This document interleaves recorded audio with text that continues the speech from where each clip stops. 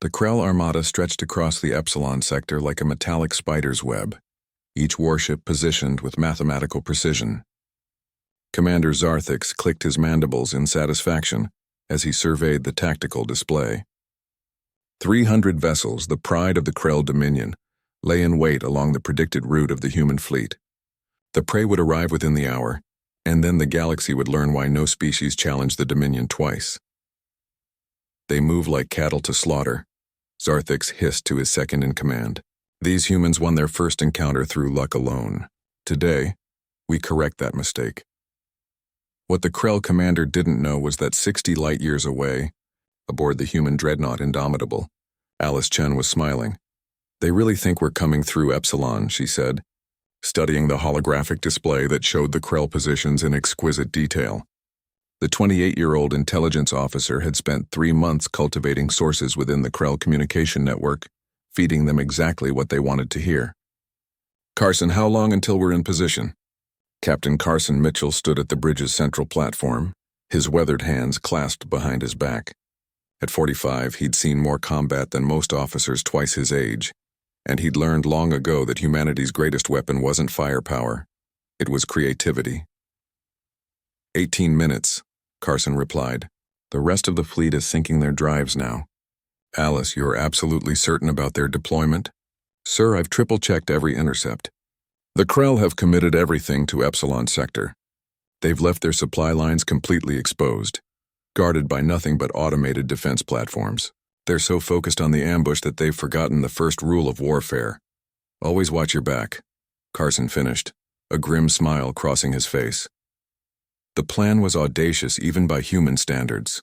While the Krell had prepared their trap, monitoring every communication channel and tracking every human ship movement, they'd failed to account for one critical factor.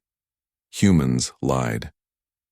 They lied creatively, convincingly, and with technological precision that would make a con artist weep with pride.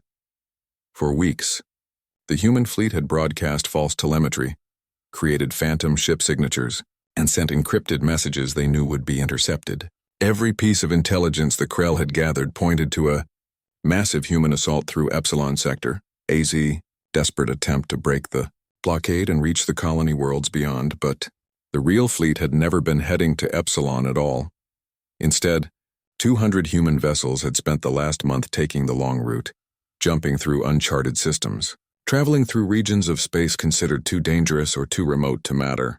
They'd endured malfunctioning drives, navigational hazards, and the constant stress of maintaining communication silence. Now they emerged from hyperspace directly behind the Krell's staging area, where supply ships and command vessels clustered like sitting ducks. "All ships report ready," Alice announced, her fingers dancing across her console. "The Krell are still focused on the Epsilon approach vectors. They haven't detected us yet." Carson watched the tactical display update in real time. The Krell had planned the perfect ambush, positioning their fleet in a 3-dimensional kill zone that would have decimated any force foolish enough to enter. Interlocking fields of fire, pre-calculated firing solutions, mines seeded throughout the approach vectors. It was a masterpiece of military planning. It was also completely useless when the enemy appeared from the opposite direction. "All ships."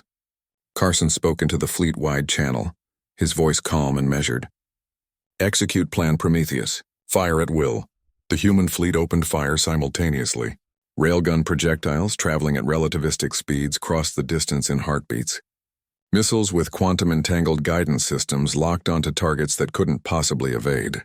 Energy weapons powered by humanity's fusion cores lanced through the void with surgical precision. The Krell supply fleet disintegrated within the first 30 seconds. Aboard his flagship, Commander Zarthix felt his command deck shake as proximity alarms shrieked their warnings. He whirled toward the sensor station, his 4 eyes widening in disbelief at what the displays showed. "Impossible," he roared. "The humans are behind us." How? The answer, had he lived long enough to understand it, was simple. Humans were unpredictable. Where other species valued honor, tradition, and straightforward tactics, humans embraced deception as an art form. They studied history, learning from Earth's ancient warriors, from Sun Tzu's emphasis on deception to Admiral Nelson's unconventional strategies. They understood that the best battle was the one your enemy never saw coming. Alice monitored the enemy communications, listening as panic spread through the Krell ranks. Orders contradicted each other. Ships broke formation, trying to reposition to face this unexpected threat. The carefully planned ambush dissolved into chaos as 300 warships attempted to turn around in the confined space they'd chosen for their trap. Their command structure is collapsing, Alice reported. Multiple vessels are requesting permission to retreat. Their flagship is... She paused, checking her readings. Sir, their flagship just took a direct hit to their main reactor. She's breaking apart. Carson allowed himself a moment of satisfaction. Signal all ships maintain firing solutions but prepare to offer terms.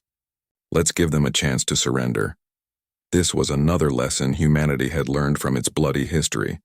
Victory wasn't just about destroying your enemy. It was about making them understand they'd been beaten, thoroughly and completely in a way that would make them think twice before trying again. As the battle concluded, the Krell survivors found themselves surrounded. Their ambush turned into a trap of their own making. The wreckage of their supply fleet drifted around them, and the human vessels that had emerged from nowhere maintained perfect firing positions. When the surrender came, it was unconditional. Later, as the diplomatic corps began processing prisoners and salvage teams assessed the damage, Alice found Carson standing before the observation window, watching the debris field glitter in the light of the distant star. They'll study this battle for decades, Alice said quietly.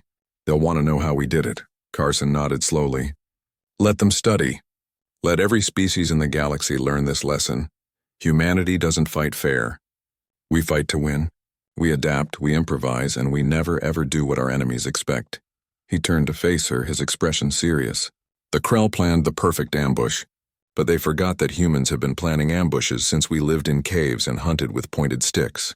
They brought mathematics to a creativity contest. Alice smiled. And we brought 3,000 years of military history, every dirty trick we've ever learned and an absolute refusal to play by anyone's rules but our own. Exactly, Carson agreed. That's why we're still here and they're sending surrender signals. That's humanity. That's us.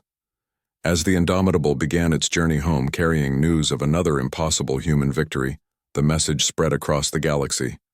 Never ambush a human fleet. They've already considered it, planned for it, and are probably already behind you. The end.